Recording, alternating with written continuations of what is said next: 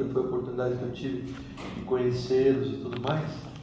Então, para matar a saudade, eu que me ofereci para pregar. Liguei para o Benival, levei e falei: se você não tem ninguém, se tiver alguém pode falar, não tem problema. E o Benival disse que não tinha. Então, eu que me ofereci. José, na verdade a gente tinha expectativa de te ouvir mesmo. Na verdade, a expectativa nossa desde o começo foi de te ouvir mesmo. Tá bom, muito bondade, seu querido.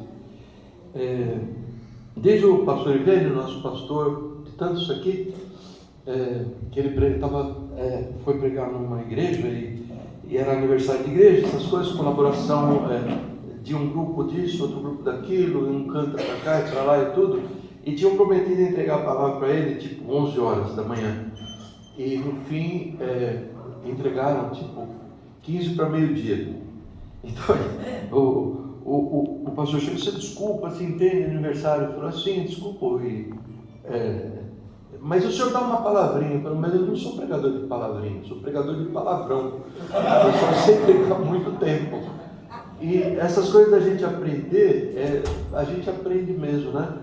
Eu tenho um grupo na minha igreja de protestantes contra o tempo das minhas pregações. No domingo passado ainda, obrigado, Cris. No domingo passado ainda, minha irmã muito querida, mas a gente precisa pregar menos. Você dá sono na gente. Eu não sei se eu vou conseguir mudar. Eu tenho 70 anos, mas eu faço força. Eu vou fazer força para não adiantar muito, não avançar muito no horário. Gente, para aqueles que não perceberam ainda, abram os olhos e percebam que não existe nada mais importante para nós fazermos esse resto de vida que nós vamos ter, que eu não sei quanto vai ser, você também não sabe, do que nos prepararmos para nos encontrar com o Senhor. Não tem outra coisa, não tem um investimento melhor. Então, eu vou investir em bolsa de valores, vou investir. Nenhum investimento do mundo é tão importante, porque você sabe por quê? Porque tudo aquilo que você puder plantar aqui vai ficar por aqui. Então é investir em buscar se preparar para nos encontrarmos com o nosso Deus. É um tema muito amplo, tem vários aspectos, mas eu tenho a impressão que tudo fica muito centralizado em alguns poucos conceitos, poucas coisas que você vai levar para a sua casa pensando a respeito. Nós fomos salvos da condenação do pecado, verdade? Então, aqueles que podem dizer para assim: eu fui salvo da condenação do pecado. Quando aconteceu isso? Nós sabemos, porque Jesus foi para a cruz do Calvário e lá ele pregou a cédula de culpas e está eliminado. Não existe um livro onde existam pecados que possam levá-lo à condenação. Hoje em dia, se você tem a Jesus como seu Salvador, tudo foi coberto por Ele. Eu recomendo você ler o capítulo 10 de Hebreus, que é uma maravilha, e você vai ver que você é absolutamente bíblico. Não resta outra necessidade de nenhum outro sacrifício. Não é. Então isso ficou lá no passado. No futuro, um dia, nós vamos ser livres da presença do pecado. Não vai ter mais pecado. Não vai ter. Um dia eu estava falando sobre isso e uma irmãzinha falou assim: que sem graça. Eles estão falando sobre o céu. Não vai ter mais. Mas fica um negócio sem graça não ter pecado no céu. Melhor, a gente precisa conversar sobre a primeira parte com você. Tem alguma coisa errada, né? Tem alguma coisa aí que você tem. Bom, mas isto posto, sobra algo que é este tempo presente. Neste tempo presente, o plano do Senhor, e eu não quero impor isso para vocês, mas eu também não vou ter como abrir a palavra aqui e ficar dando um estudo mais profundo e detalhado. Mas o plano do Senhor é a nossa santificação. O plano do Senhor em outras palavras, é a mesma coisa, é nos livrar ou nos dar poder sobre o pecado, nos livrar do poder do pecado. E aí a coisa pega. Eu já pensei muitas vezes com seriedade no que eu vou falar para vocês, não é piadinha de pregador, não. Eu acho que o crente mais feliz do mundo foi o ladrão na cruz. Por quê? Porque ele se converteu, né? E morreu. Então ele pulou essa fase. Ele foi um dos raros exemplos que eu conheço de não ter que viver nesse período onde o Senhor está trabalhando conosco para nos livrar do poder do pecado. Porque é muito duro. Não é duro? Nós temos que batalhar com 3 inimigos que são muito mais poderosos do que você, do que eu. Nós temos que lutar contra o próprio diabo. Nós temos que lutar contra os valores do mundo. E o terceiro inimigo, que eu acho que é o mais pertinaz, o mais grudento, que é a nossa natureza carnal. É verdade. Não é possível alguém ter algum tipo de esperança que vá vencer os seus pecados baseado nas suas próprias forças. Nós vivemos dias onde, além de evangelho de prosperidade, que é uma forma disfarçada de capitalismo selvagem que foi infiltrando a igreja, para a gente não entrar por aí, onde é terrível o perigo de eu, você, crentes em Jesus, pensarmos que nós podemos resolver esta briga baseada na nossa própria força. Não mande, em nome de Jesus, a vida. Nós devemos amar. Nós devemos ser caridosos. Devemos. Sabe por quê? Você pode resumir a coisa assim. No Velho Testamento, existem cerca de 600 mandamentos do Senhor. No Novo Testamento não tem mandamento, só graça. Não. No Novo Testamento existe mais de 1000 mandamentos. Mandamento. Faça, não faça. E a lei do Senhor é maravilhosa. Tem um corinho lindo que o pastor Pesado ensinou. A lei do Senhor é perfeita. É Salmo 19. A lei do Senhor é perfeita e refrigera a alma. O mandamento do Senhor é fiel e da sabedoria. A lei do Senhor é ótima. Ela que mantém esse planeta em não cair no caos total. Porque ela nos dá direções que, se elas fossem violadas ou ignoradas, quando elas são, as tragédias são muito grandes. Não é verdade? Agora, a palavra nos diz o que eu acho que é o versículo mais importante para que nós levemos aqui nessa tarde. Que a lei nos foi dada através de Moisés e outros, né? Profetas e a palavra do Senhor no Velho Testamento. Jesus, João capítulo 1 dizendo isso, versículos 16 e 17. Mas nós temos recebido graça sobre graça, sobre graça, sobre graça. E a lei foi dada por intermédio deles, mas nós, a graça e a verdade nos foram dadas através de Jesus. Então isto, a valorização da graça do Senhor, ela nos leva a centralizarmos a nossa vida nessa batalha contra o pecado, contra o mundo, contra o mal, contra mim mesmo. Ela nos leva a um âmbito de perceber que vida cristã é algo completamente sobrenatural. É completamente sobrenatural. Você pode fazer curso de não ser ansioso. Você pode fazer curso de não ser nervoso. Você pode fazer curso de não ser invejoso. Você pode tirar um diploma de não falar mal dos outros. Mas não tem jeito. É um problema que ele transpira através da nossa vida. É verdade isso. Eu não creio, vou falar daqui a pouco sobre a palavra de Jesus, falar agora, Mateus 24, 12, fala assim sobre os últimos tempos, de que por se multiplicar a iniquidade no mundo, nós temos visto isso.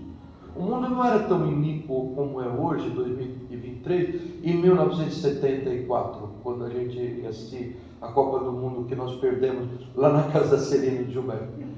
Era diferente. Você podia deixar o carro aberto, alguém vinha, você esqueceu o carro aberto. Hoje em dia, leva o carro e telefona, você tinha deixado o carro aberto, eu roubei. Mudou o panorama, mudou ou não? Nós vemos isso, nós temos visto isso acontecer, não é verdade? E o Senhor nos ensinou que esta multiplicação da iniquidade, por essa razão, o amor de muitos se esfriaria. Agora, segura firme na cadeira. Talvez a melhor tradução para isso não seja o amor de muitos fiarem, o amor de quase todos se esfriará. Essa tradução parece que é mais fiel. Precisaria dar uma lida lá nos livrinhos que eu tenho, mas está impressionante. Muitas traduções bíblicas dizem exatamente isso. Então nós estamos num conflito, nós estamos num mundo onde nós aprendemos que devemos obedecer a Deus. Devemos. Tenho, não posso fazer isso, tenho que fazer aquilo. E nós vemos nessa culpa, mas nós não vemos em nós. Com honestidade, você não pode olhar para você e dizer assim, isso brota de mim, isso eu consigo vencer. Nós não conseguimos. Nós não conseguimos. Eu não quero fazer uma lavagem cerebral em você, para que você perca confiança e que você não pode alguma coisa. Mas é verdade. Jesus comparou isso de uma forma simples. Ele falou assim, olha, eu sou como um pé de uva, uma parreira, uma videira. E vocês são os ramos. Se o ramo estiver em mim, estiver fincado em mim, tiver parte da parreira, ele dá muito fruto. E assim vocês também. Vocês estiverem em mim, darão muito fruto. E porque se vocês não estiverem em mim, vocês não podem fazer nada. João capítulo 15, estou mudando um pouquinho a tradução, eu não lembro de cor, letra por letra. Porque sem mim, Jesus diz, nada podemos fazer. Nós não podemos, nós somos fracassos tentando vencer 3 inimigos poderosíssimos sem vitória. Sem vitória, não tem. Então são atitudes que todos olham e dizem, que atitude boa, mas lá no íntimo do coração, você sabe que a motivação não estava boa. E assim por diante. Eu estava tão feliz quando nós viemos, eu vim com o Casella, do lado sentou uma senhora, e eu fiquei muito contente, a senhora muito simpática, nós começamos a conversar, falamos alguma coisa do Evangelho. Eu estava tão orgulhoso, falei, uau, você realmente é um servo de Deus. Você está indo para Brasil, vai pregar, uau, Satanás faz isso, viu? Tenho misericórdia dos seus pastores, não elogio muito não, porque tem um bicho ruim lá dentro. Então lá vamos nós. Então eu fiquei feliz, uau, que legal. Agora fui para Curitiba, estou voltando, uma dor nas costas, uma irritação. De repente um farol, assim, parece que uau, não estou andando de caminhão para vir outro caminhão no sentido contrário com o farol, era o sol, porque o indivíduo na minha frente estava com a janela aberta, deixei, e aquilo no meu olho, eu peguei, fechei a janela dele. Ele olhou para mim, eu olhei para ele, assim, não, mas eu nunca andei de avião, eu quero ver a paisagem. O aeromoço estava passando, eu falei assim, o senhor quer pedir para esse moço fechar a janela, porque eu tenho glaucoma, eu não posso ter essa luz no olho. E o cara, mas eu não posso, meu senhor. Eu falei, que vergonha, Senhor. Completamente egoísta. Eu estava com esse chapeuzinho, não custou nada, igual eu fiz depois, porque ele manteve o desejo dele. E eu baixei assim o chapéu. E, verdade, nós não somos bonzinhos. Nós somos pessoas voltadas para o nosso próprio interesse. E em Jesus, aí você vai no pé da cruz, pede perdão. E o Senhor nos constrange a fazer o que eu jamais faria também. Mas Ele coloca em nós o querer. E Ele coloca o poder para realizar a vontade dEle. Eu peguei no braço dele aqui, assim, me perdoa por ter sido tão grosso com você. É vitória de Jesus. Não é vitória, não tem alguém se promovendo assim, Roberto é um santo homem de Deus que foi pedir perdão pro passageiro a quem ele ofendeu, fechou a janela na cara dele, etc. Tudo. Eu queria bater nele. Você não agiria diferente. Alguns de nós temos certas áreas de fraqueza, o nosso vernáculo é portas de fraqueza, em certas áreas, e outros em outras áreas. Nós não somos iguais, não é? Mas todos nós somos sensíveis a certas formas de queda. E o Senhor Jesus deixou para nós, a palavra do Senhor nos diz, lá em Efésios 6, que para que nós ganhemos vitória nesta batalha, nesse meio de tempo. Eu disse que eu achava que o ladrão na cruz fosse o cara mais feliz, porque ele saltou essa fase, ele não teve que Porque nós que não morremos no dia da nossa conversão, seria interessante, né? Deixa lá, o pastor fazendo apelo, quem se converter vai para frente, e do outro lado o outro pastor matando um por um. A pessoa vem para frente, foi para o céu, louvado seja Deus. Não seria interessante? Não tinha sofrimento, não tinha sofrimento no mundo. Porque é dura a batalha, é duríssimo. E o Senhor nos conta que Ele deixou para nós uma armadura. Mas você não venha me ouvir sobre a armadura, deixa que eu passar por ela muito rapidamente, para você não dormir muito. E não venha dizer assim, não, isso eu faço, isso eu tiro de letra, aquilo lá, e estou acostumado. Você não pode nenhuma delas. Você não pode viver em verdade, você não pode se justificar dos seus erros, você não pode obedecer consistentemente a palavra. Você não tem fé. Jesus é o autor da fé. O que é autor? Autor é quem faz alguma coisa. Ele faz fé. Mas eu volto para isso aí já. Você não pode gerar alegria de estar salvo. Você quer saber se está salvo ou não está salvo? No dia a dia o que interessa é estar andando, caminhando para o teu próprio umbigo. Você quer saber se deu lucro ou não deu lucro, se você ganhou ou não ganhou, se vai te divertir ou não vai te divertir, se vai ter outra forma de prazer. Nós vivemos arraigados nesse mundo. E o Senhor nos deu vida eterna e diz assim, agora alegrem-se com o capacete da salvação, alegre-se em Colossenses, capacete da salvação, e não esqueça que protege a parte mais vulnerável do nosso corpo, e nós somos vendidos aos interesses desse mundo. Nós somos profundamente materialistas. Ninguém dá, que gozo, que alegria, acordei segunda-feira, chovendo em São Paulo, aquele friozinho, que coisa linda, eu sou um salvo pelo Senhor Jesus. Não me venha com essa, não, isso não é natural das pessoas, de nós mesmos.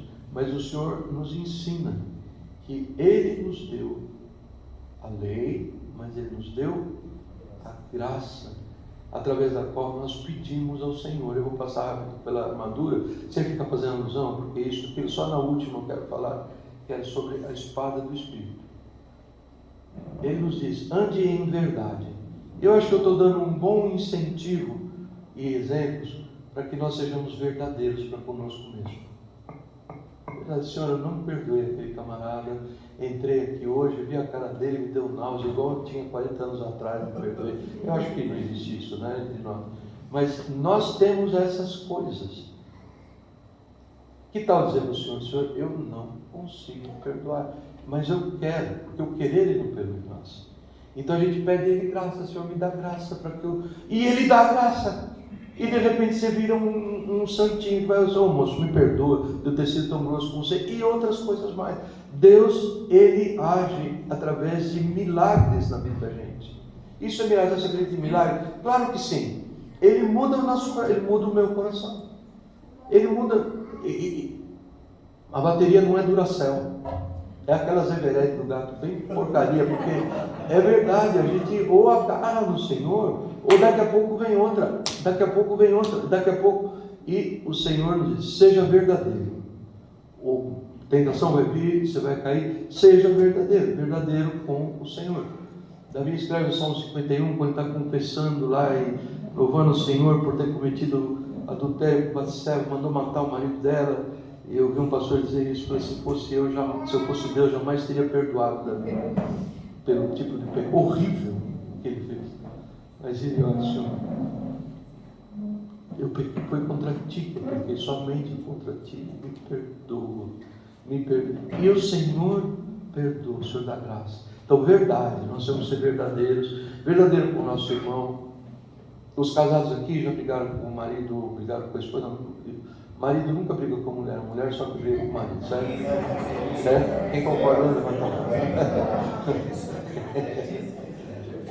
É isso daí. Então, essa coisa de tentar mudar de atitude. Tentar mudar de atitude. Quantas vezes já fizemos isso, né? Você pisou na bola, fez uma coisa errada, ela não gostou, se ofendeu, mas você não tem verdade para chegar nela. Eu falei feio com você, eu fui ruim, eu te comparei com a minha mãe, outras coisas mais. E você, seja qual for a razão, você não vai, você não dobra, você não fala a verdade.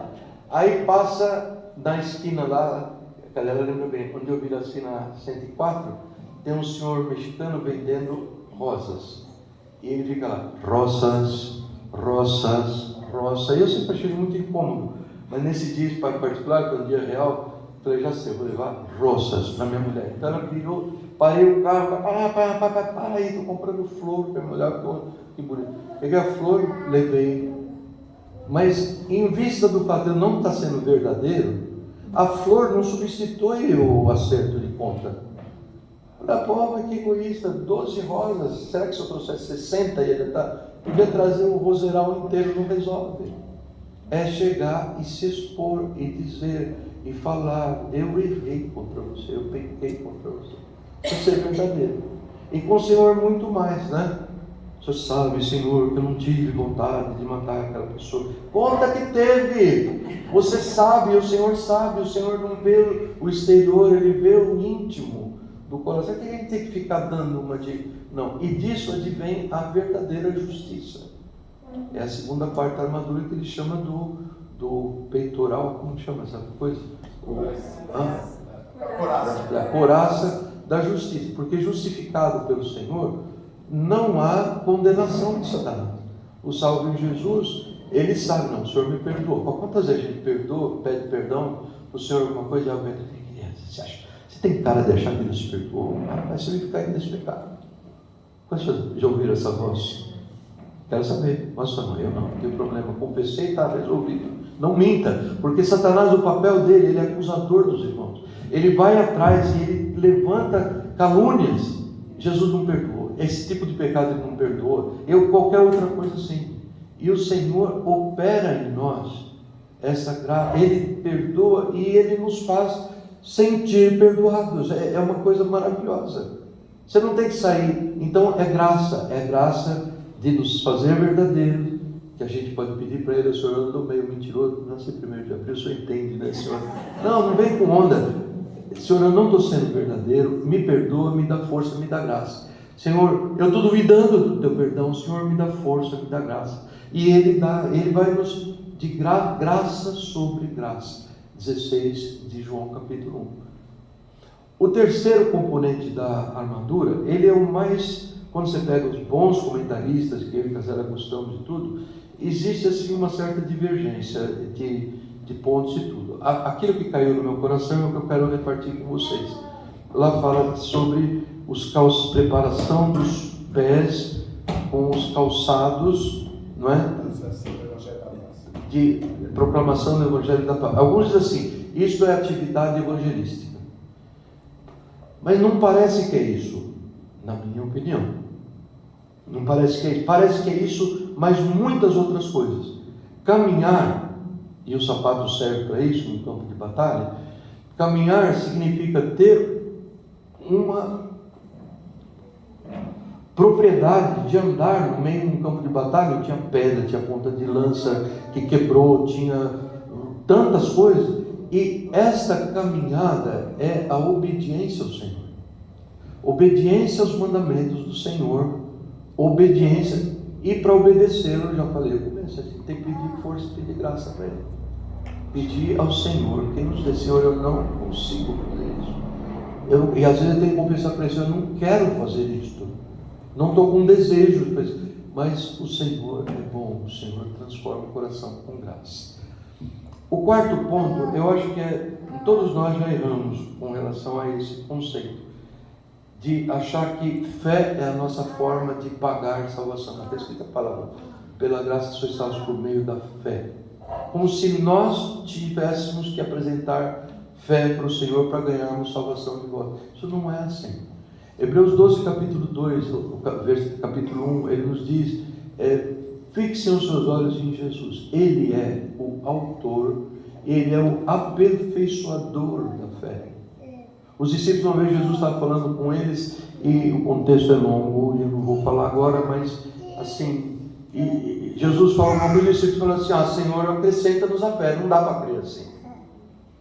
Um pai chega para Jesus, e depois de os discípulos terem apanhado de goleada um demônio poderoso que estava incorporando do seu filho, ele vai e pede para o Senhor, Senhor, seus discípulos não puderam expulsá-lo, faça, meu filho, o senhor pode fazer pelo senhor? Posso.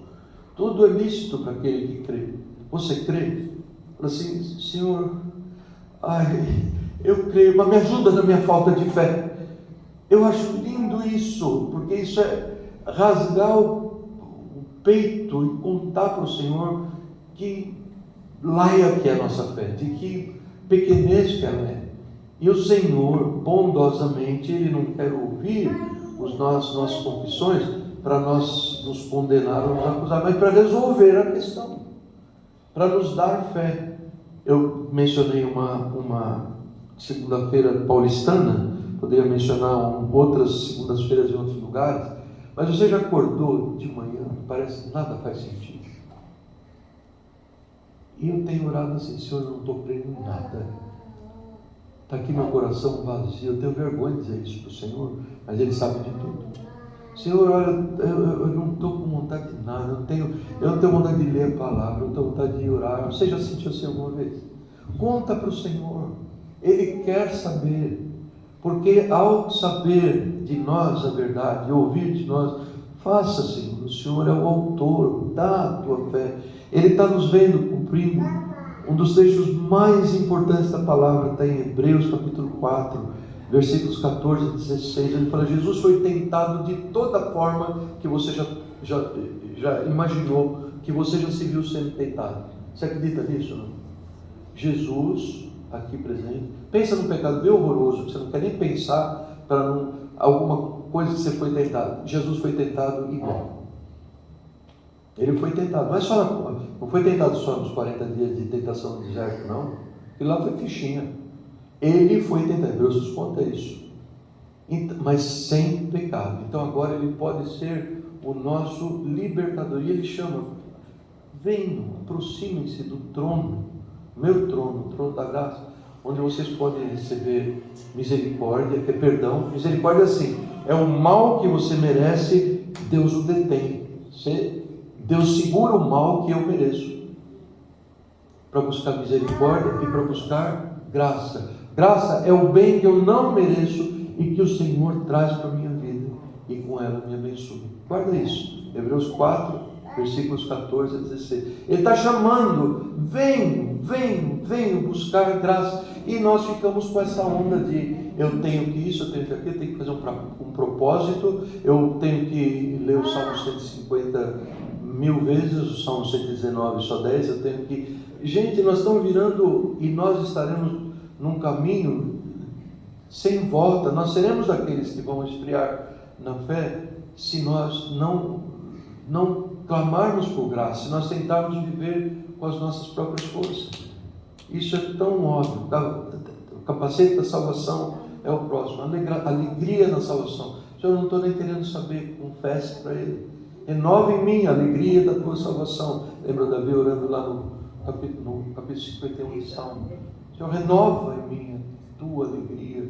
E então eu vou pregar para os outros. Então eu vou falar. Então eu vou ser um crente de verdade com a tua alegria no meu coração. E por último, da armadura, muito interessante. Eu e o casal estavam conversando na viagem sobre isso, né, cada um? Ele fala assim, e vocês têm que empunhar o que mesmo? A espada do Espírito, né? E que é o quê? É a palavra. Então guarda uma coisa, duas palavras que, como a gente não é grego, tem algum grego aqui, não tem nenhum que eu lembro. A gente precisa saber o que ele está querendo dizer com isso. Uns dizem assim, não, a espada do Espírito é um elemento de ataque e de defesa. Acho lindo isso. Mas o que isso acrescenta? Mas quando você vai ver o que realmente está lá, nossa língua não é uma língua perfeita, né? Línguas ocidentais perderam muito, porque as línguas antigas eram mais descritivas, elas tinham uma... Enfim. Espada. Faz com a mão o formato de uma espada. Silvio. Assim. Que tamanho, mais ou menos? Assim. É puxar aquela espada assim, né? E tal. Não é essa espada que ele está falando. Ele fala sobre uma espada ali que tem um nome em grego que é Macaia, que é uma espada curtinha assim, pequenininha assim, que é a espada que se prestava para luta corpo a corpo. Porque num campo de batalha, imagina só, você vai pegar a tua espada, você vai assim, enquanto você fez assim, ó, você está dando um peito para o outro matar você. Então não é essa espada, não porque por essa razoável que eu fiz, mas porque a palavra lá significa isso, a espada macaé, a espada curtinha, tá certo? E aí ele diz, porque esta espada, ela é a palavra de Deus. Alguém lembra que a palavra em grego usada mais frequentemente para a palavra de Deus na Bíblia? Quem lembra? Palavra não vale. Você já me ensinou tudo. Fala. Qual é a palavra? Palavra logos. Tá? Então veja logos como sendo a espada grandona. Veja logos como sendo toda a palavra de Deus. Tudo. Palavra que a gente lê, que a gente guarda no coração. O Senhor é meu pastor, não faltará, você sabe isso, terceiro menininho, escola dominical. Você sabe outras coisas, palavra de Deus, palavra de Deus, palavra de Deus, palavra. Você lê, o pastor fala que você tem que ler a palavra todos os dias. Palavra, isso é logos. Só que a palavra de Deus a qual ele se refere não é logos. A palavra é uma outra palavra grega, que é a palavra rema, R-H-E-M-A, que é uma porção pequena da palavra que foi vivificada pelo Espírito de Deus para você. Aí você está com a sua esposa, ela não viu da mesma maneira, ou o teu marido ele não viu da mesma maneira, mas o Espírito de Deus que sonda o coração, ele aplica a palavra lá na profundidade, ele pega algo do Logos que é imenso e ele aplica no seu coração. Exemplo, pessoal, me desculpem, mas mais um exemplo, pessoal. Numa das situações assim de fossa total, sabe? Eu não lembro o que me desmotivou, não dá para contar detalhes, não que eu estou escondendo, mas eu não lembro aqueles dias assim muito ruins. Oh Senhor, o que eu vou fazer? Sabe quando você cai em si, que a vida está indo para um caminho diferente, você queria tudo. Eu fui diante do Senhor, eu coloquei diante do Senhor. Oh Senhor querido, o que eu faço dessa minha vida? Por que eu que fala comigo através da tua palavra? E o Senhor falou. Eu abri a palavra, estou lá seguindo os Salmos. O Senhor é o meu pastor e nada me falta. Gente, aquilo encheu os meus olhos, o meu coração. Era para mim aquilo. Era para mim. É quase se pudesse ler José Roberto Neves, o Senhor é o teu pastor. Né? Seria muito exclusivismo, né? Mas ele faz isso. Ele fala ao coração dos seus servos e servos de acordo com as suas necessidades. É o rema de Deus. Hoje eu mudei. A gente chega em casa e fala assim: conta para mim, como que foi a pregação? Ah, você falou demais. Isso é fácil, porque isso é o que falam logo. Você falou muito, você gritou muito, sei lá, alguma coisa assim. Então eu falei assim: eu não quero ouvir nada disso de vocês agora. Fiz um trato lá com a minha turma. Eu quero saber qual foi o rema de Deus na tua vida. Alguma coisa ele falou. Tem pastor que cospe quando fala, tem pastor que grita, tem pastor de todos os sabores, de todas as variedades e cores, tem. Mas agora, se você ficar dependendo de que Deus vai usar um elemento humano daquele para abençoar o teu coração, tira o cavalo da chuva, não é por aí. É o Espírito de Deus que agarra aquela porçãozinha do Logos imenso de Deus e que traz ao seu coração. Essa esperança que nós temos que ter no Senhor ao buscar. Então agora você lê só pequenas porções da palavra. Não, leia, não mude o seu hábito. Busque o Senhor, busque a palavra do Senhor e Ele vai mostrar. Eu não cheguei a ponto de pedir isso para o Senhor, mas eu tenho pensado muito nisso. Falei, eu não quero passar um só dia da minha vida sem ouvir um rema do Senhor. Sabe por quê? Porque não há, gente, um dia, muito em breve, nós vamos estar tudo no céu, nós vamos celebrar esse dia, 7 de junho.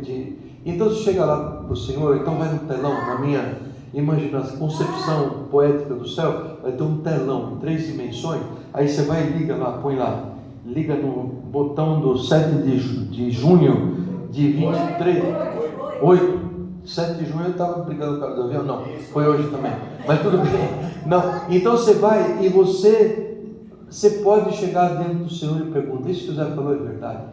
Ele vai falar, é verdade. Não, cara, quase que perdi a esperança desse cara, mas isso que ele falou é verdade. Não existe na minha vida algo que eu possa experimentar mais doce, mais cheio que me dá mais alegria e prazer do que ouvir a voz do Senhor. É lindo, é transformado em vinho, é eu sem esperança e ouvir dele, o Senhor é o meu pastor. Ah, Senhor, não quero mais saber de problema nenhum, aquilo cobre todas as coisas. Eu lembro que muitas coisas associo a muitas pessoas, associo esse ao Barnabé. Tem um hino que diz assim: qual maior prazer do que te ouvir dizer, vem meu filho, vem escutar. Lembra assim no bar? Cantor cristão, qual maior prazer. Era uma boa ideia. Cadê a Marlene? Marlene e o Barnabé podiam dar para a gente esse presente depois. É bom demais ouvir a voz do Senhor. Então eu tenho esse presente para pedir para o Senhor. Sugerir que você peça esse presente a Ele. Senhor, não me deixe passar um dia da minha vida sem o teu rema encher o meu coração. Um reminha. Às vezes dá mais que um, às vezes dá 2, dá 3, mas um é a voz do Senhor. Muito bom demais. Para aqueles que ficaram contentes porque acham que eu estou terminando, eu queria dizer para vocês que eu não estou terminando. Porque eu não posso deixar de falar isso. Que Ele nos deixou, além da armadura, para nos achar. Para que serve a armadura? Para nós nos protegermos contra as investidas do diabo. A nossa luta não é contra carne e sangue nesse mundo. Se você pensa que a tua luta é o cachorro do vizinho que uiva de noite e te acorda, se você pensa que é o índice de inflação, se você pensa, você está enganado. É o inimigo que usa essas coisas para fazer você descair da tua fortaleza em Cristo Jesus. Então, primeira coisa, ele diz, bem lembrado pelo pastor Casella, que primeira coisa, fortaleçam-se no Senhor e na força do seu poder. Não me venha fazer papo furado, fazer de filosofia de autoajuda. Isso não resolve, gente, por favor. Não perca seu tempo, busque graça e a força do Senhor. E aí, esses são os elementos da armadura de Deus. Viver em verdade, fala, verdade, em justiça. Todo mundo lembra isso que eu falei, né? Eu sou um cara justo, honesto, bom, pagador de minhas contas. Não é isso. Você vai buscar justiça na graça de Jesus, tá? Perdão na graça de Jesus, justiça na graça de Jesus. Terceiro, poder para obedecer a palavra. Fala, obediência, poder para obedecer a palavra. Quarta coisa, o escudo da fé, e cujo autor é Jesus, tá? O capacete da salvação, sobre o que a gente mais falamos, e o rema do Senhor, que é a espada do Espírito. Então é isso. Mas ele fala assim, ele fala um último elemento que não é, ele não compara com nenhuma peça da armadura. Ele não compara porque eu creio que essa é a atitude do guerreiro cristão. Eu penso assim, talvez esteja enganado. Todos eles comparam, um é o cinturão, outro é o proteção para o peito, outro é o escudo, esse não tem comparação. Por quê? Porque não é a atitude. E ele fala, orem, primeira coisa, orem no Espírito. O tempo todo, ou em todas as circunstâncias, com todo tipo de oração. E por último, que eu não vou falar porque eu não preguei sobre isso, que é não se esquecendo de estar orando sempre uns pelos outros. Primeira coisa, orar no Espírito. Davi fala no seu Salmo, que é o Salmo 35. Eu prometo, quem quiser me perguntar, eu vou achar. Fala assim, quando no meu coração tu me disseste, busque a minha face, eu lhe disse, sim Senhor, a tua face eu buscarei. Então essa é uma definição preciosa do que é, não é a única explicação, do que é o orar no Espírito. É uma expressão muito difícil. Ela aparece em Judas uma vez, mas orar no Espírito, mas não tem muitos elementos para nós darmos uma definição. Mas quando nós olhamos para a palavra como um todo, a gente vê isso. Então quando Deus, você está andando por aí, Deus lá no teu coração, agora precisa ver mão no ar. Quantos de vocês já estavam um dia fazendo uma coisa, lavando louça, dirigindo, jogando joguinho eletrônico, qualquer coisa assim, e lá no teu coração você teve a indubitável certeza de que Deus queria que você fosse orar? Quantos? Estou de olho em você. Não são todos. Eu acho que eu estou enganado. Eu achei que todos são, de tempo em tempo, vivem esse salmo de Davi. Senhor, quando o Senhor disser no meu coração, ore, eu vou orar. É claro, o Espírito Santo está te chamando para orar, então se você orar, você está orando no Espírito Santo. Faz sentido isso? Assim, ore, filho, ore. Você chega, pai, eu vim aqui orar. Não, eu não quero que você... Não existe esse tipo de confusão em Deus. Ele não é Deus de confusão. Então nós oramos, quando o Espírito nos move para orar, ore. Uma das coisas que eu repito muito para a nossa igreja é isso. Se você está andando, de repente você pensa assim, Roberto da Rua, cara legal, conheci ele e tal. Ore por ele, não fica pensando, cara legal, puxa, ele tem cabelo ainda não tem, ele está magrinho, não perca tempo. Se o Senhor te traz alguém, amém, ore. Alguma coisa vai ter, e o tempo seria curto para eu trazer para vocês experiências de revelação do Senhor, de alguém dizer, olha, eu estava numa situação hoje, tal hora, e eu não sei o que aconteceu, mudou tudo. E o servo, a serva do Senhor, no caso, me contou exatamente isso, essa história. Ela sabia, eu orei nessa hora. Deus o levou para... Então isso é uma questão de orar no Espírito. Outra coisa de orar no Espírito é assim, a oração no Espírito ela tem que ser de acordo com a vontade do Pai, não é verdade? Todo mundo lembra de Paulo dizendo em Romanos 8 que nós não sabemos orar como convém? Todo mundo lembra disso? Nós oramos a coisa mais linda. Você ora a Deus, você faz uma porção de abobrinha, e o Espírito Santo pega aquele feixe de abobrinha e ele leva para a presença, abobrinhas verbais, né? E ele leva lá na presença do trono de santidade, onde o Deus Pai está sentado, Jesus à sua direita, e ele transforma essas palavras sem nexo, palavras grosseiras, palavras indignas, ele transforma numa linguagem que ele descreve como gemidos inexprimíveis. O que será que ele diz? Deus, fala teu filho amado. Eu não sei, mas ele que intercede por nós. Essa é a dinâmica da oração. Por mais que você embeleze a tua oração, ela não é digna do Senhor. Então ele faz essa coisa. Agora, a oração, ela se prova uma oração do Espírito quando nós oramos segundo a vontade dele. Às vezes é óbvio, estou passando a dificuldade financeira, Senhor, devo roubar a agência do Banco da América? Óbvio que não, a palavra está estabelecida aqui, isso não, mas as coisas não são sempre tão claramente discerníveis o mal do bem, não é verdade? Devo de avião, devo de ônibus, devo baixar a janela do carro, não. Tem coisa que a gente precisa de orientação para como pedir, e o Senhor, ele conta a sua vontade ao seu servo. Alguém abre a Bíblia, hoje eu não quero deitar de cabeça, porque vai ser uma mutilação imperdoável da minha parte. Salmo 25, versículo 14. Veja só. Tem algum crente?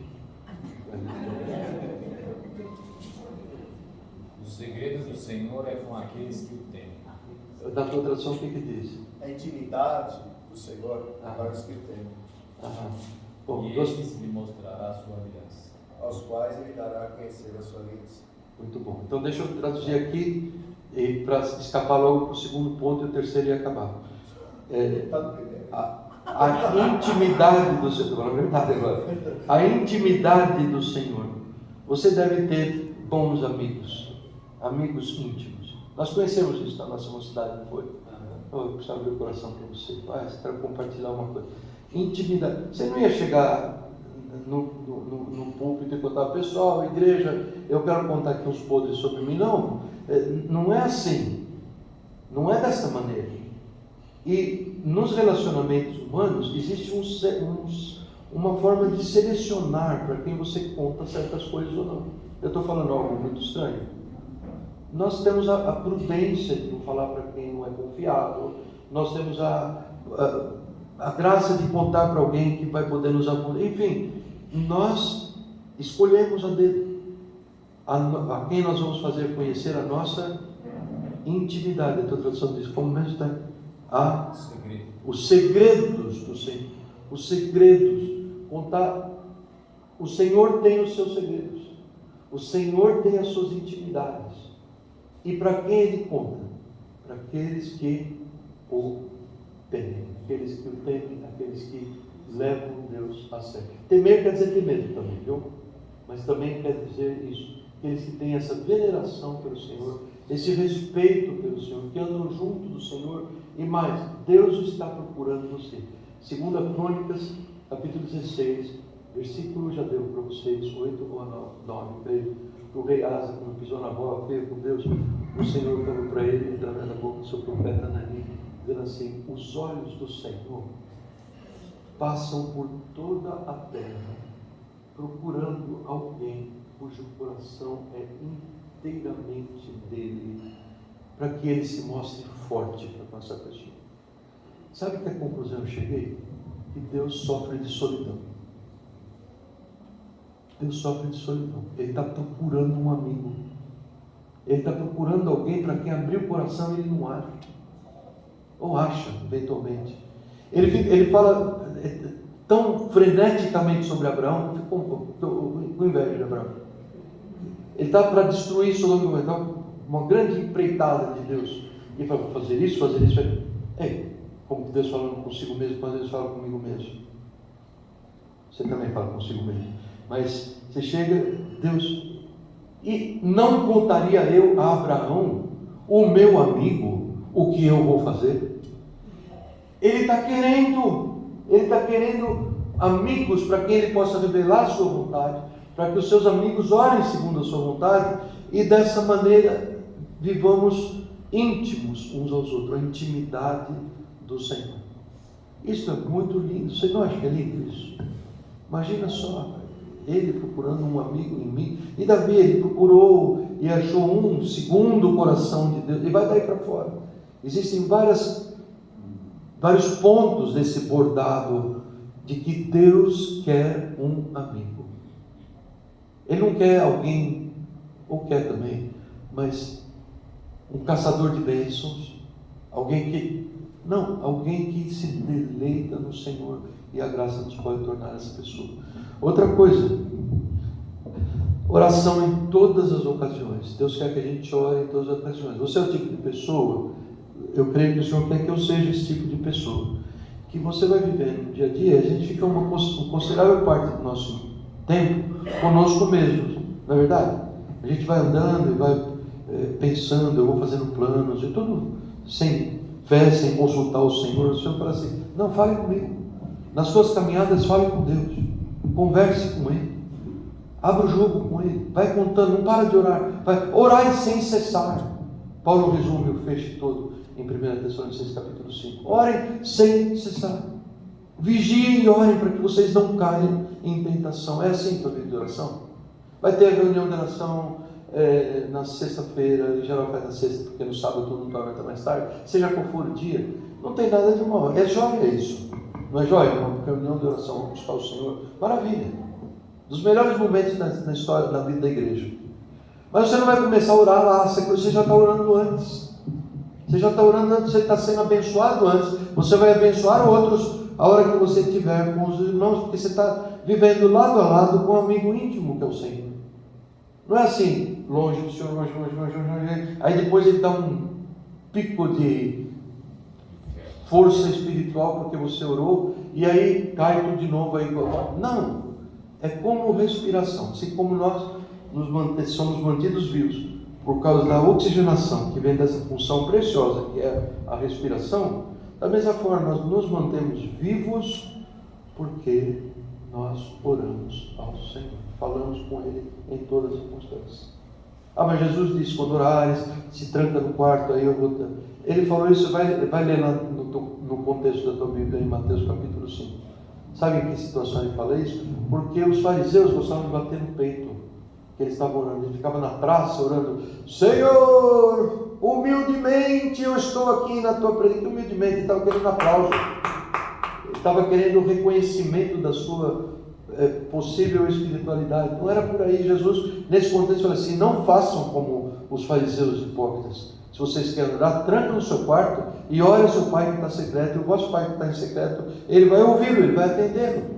É uma modalidade, mas no mais das vezes, provavelmente no seu dia a dia, você não tem condição de ficar se trancando no quarto para orar, ou num ambiente cerrado. Não, você está no metrô, você ora, você está na tua casa, você ora. Isto não é maneirismo, é assim que o Senhor nos manda orar.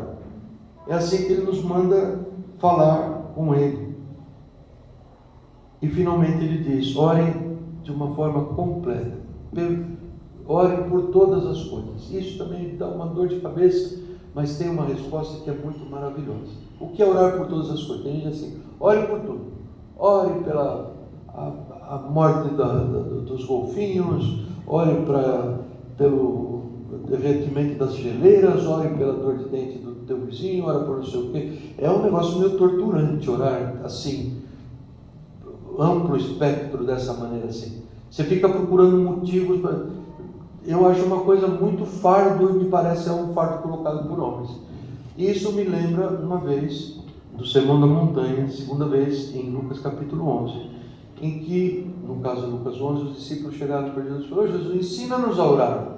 E Jesus ensinou a orar uma simples oração, mas que é a oração completa, porque ela apresenta adoração, ela apresenta pedido de perdão por pecado, pedido para proteção contra a tentação, e ela apresenta petições. Não existe mais nada. Pensa bem, na tua última vez que você esteve orando, eu orei agradecendo por alimento, ótimo. Agradecimento? Adoração a Deus? Sim. Não, mas eu orei também por uma situação aí, a hora que foi entrar me deram uma fechada, eu falei um palavrão na minha mente, eu orei ao Senhor. Confissão de pecado? Sim. Eu estava tão feliz e chegou o dia, alguém mandou os rojões soltando, não sei o que, lá no grupo da mocidade. Então eu adorei a Deus, porque chegou o dia do nosso encontro, a adoração. Você não vai encontrar outro âmbito de oração. Eu não consigo achar. Eu não consigo achar outra forma ou outro porquê de orar. Então isso está tudo lá na oração de Jesus. Vamos orar junto? Vamos só para falar a palavra. Igual se a gente estivesse lendo na Bíblia, a gente vai falar junto. Não tem poder intrínseco. O maior erro é pensar que essas palavras são palavras mágicas, dotadas de um poder intrínseco, que se você falar tem bênção nela. Isso é bruxaria. Eu, quando era menino, eles faziam uma traquinagem, moleque, Deus não te perdoa mais. Você vai ter que orar uns 100 Padre Nosso, umas 200 Ave Maria. Parece que quanto mais fala, mais bênção é. Gente, isso é brincar com Deus, ou isso é desconhecer, não é? Mas é no entendimento da palavra é que está a coisa maravilhosa, conforme a gente vai entender pelo poder do Senhor. Talvez seja o teu lema hoje. Pai nosso, está no céu, santificado seja o teu nome, venha o teu reino, seja feita a tua vontade, aqui na terra como é no céu. Me permitem não entrar na confissão de pecado e nem nas petições, daí vou falar uma outra hora, um outro encontro, porque uma hora já está sempre meio abusivo do teu tempo. Pai nosso que está no céu. Judeu não chamava Jesus, o Senhor, de Pai. Não chamava, não tinha cara de chamar, porque eles vivem num regime de merecimento. Eu não mereço que Deus seja chamado meu Pai. Embora eles dirigem o Pai de Israel múltiplas vezes, dizendo eu sou o Pai, eu vos gerei, etc. O judeu inventa uma porção de uma pletora de nomes diferentes para Deus, porque não podia falar o nome de Deus.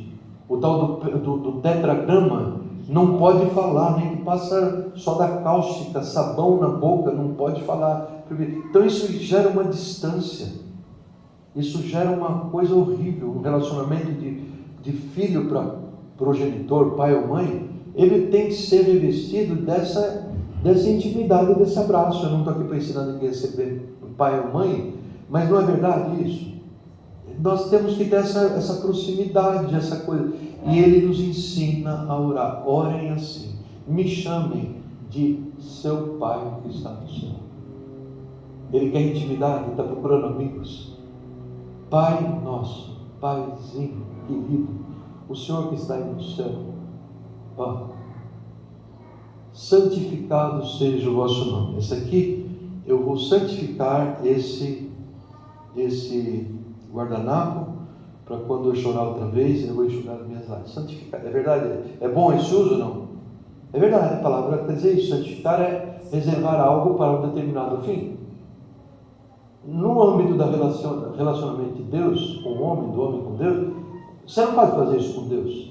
Deus, eu vou te reservar para certas finalidades. Não, isso é perto de blasfêmia contra Deus. É um outro tipo de entendimento. É você dizer para Ele: Pai nosso que está no céu, santificado seja o teu nome. Ou seja, adorado seja o teu nome. Louvado, gostado ao extremo seja o teu nome. Quero te amar de todo o meu. Ele está pedindo: Pai nosso que está no céu, santificado. Eu quero ser assim, eu quero gostar demais do Senhor. Eu quero amá-lo de todo o meu coração. Faça isso em mim. Opere isso em mim. E ele diz: venha a nós o teu reino. Seja feita a tua vontade aqui na terra como no céu. Isso é para orar, para reformar o mundo? Não, é para reformar quem está orando. Venha o teu reino, seja rei sobre a minha vida, seja rei sobre essa situação. Eu não tenho como resolver com meus próprios pensamentos, com minhas próprias habilidades ou falta delas. Deus, resolva, seja o que o Senhor decidir. O Senhor é rei, está tudo bem. Isso acaba com a ideia de nós termos certas possessões privativas das nossas vidas. Isso tem que ser assim. Para isso eu tenho um gosto aqui, nem Deus muda, porque Ele sabe que eu tenho que ser assim. Não, nós não temos nada. Nós temos o Senhor, nós não temos nada. E isto é um pedido: venha o teu reino. Isto é, seja rei sobre a minha vida. O rei é aquele que fala e vai ser assim: me submeto à tua vontade e faça a tua vontade aqui na terra. Faça na minha vida. Não vou orar pela terra, pelo mundo inteiro, ou oro eventualmente, mas o que importa é isso: faça a tua vontade na minha vida. Eu queria deixar vocês com essa palavra. E a minha esperança é que Deus remou essa palavra, o segmento dessa palavra em algum coração. Porque o que nós temos diante de nós não é brincadeira. Eu não quero dramatizar aquilo que está óbvio, não preciso de ninguém para me ajuda para dramatizar. O Senhor nos diz